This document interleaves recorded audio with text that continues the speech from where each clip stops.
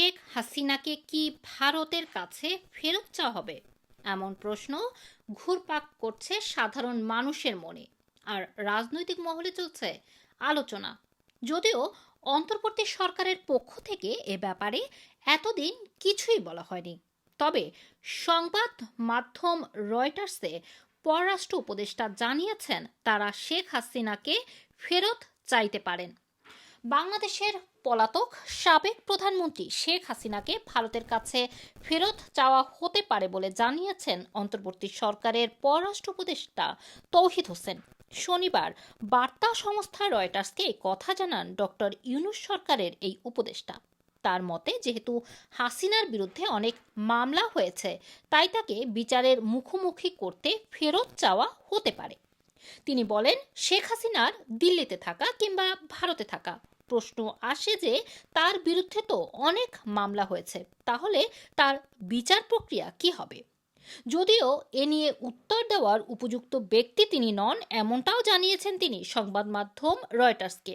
যদি স্বরাষ্ট্র মন্ত্রণালয় এবং আইন মন্ত্রণালয় থেকে হাসিনাকে ফেরত চাইতে অনুরোধ আসে, তাহলে তাদের ভারতের কাছে হাসিনাকে ফেরত চাইতে হবে, আর এই কাজটি পররাষ্ট্র মন্ত্রণালয় থেকেই করা হবে। তৌহিদ হোসেনের বক্তব্য, হাসিনাকে ফেরত চাইলে ভারত বিব্রতকর পরিস্থিতিতে পড়বে, এটি তারা জানে, ফলে সেভাবেই তাদের কাজ করতে হবে।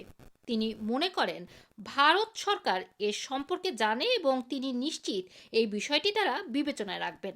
এছাড়া নিজ স্বার্থ বজায় রেখে বাংলাদেশ পৃথিবীর সব দেশের সঙ্গেই বন্ধুত্বপূর্ণ সম্পর্ক গড়তে চায় বলে জানিয়েছেন তৌহিদ হোসেন।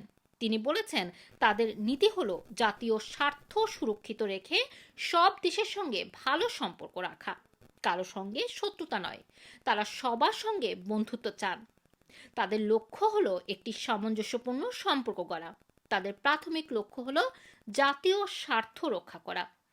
গত 5 আগস্ট ছাত্র জনতার তোপের মুখে দেশ ছেড়ে পালাতে বাধ্য হন শেখ হাসিনা। এর আগে প্রধানমন্ত্রীর পদ থেকে পদত্যাগ করেন তিনি। ওই দিনই ভারতের দিল্লিতে আশ্রয় নেন হাসিনা।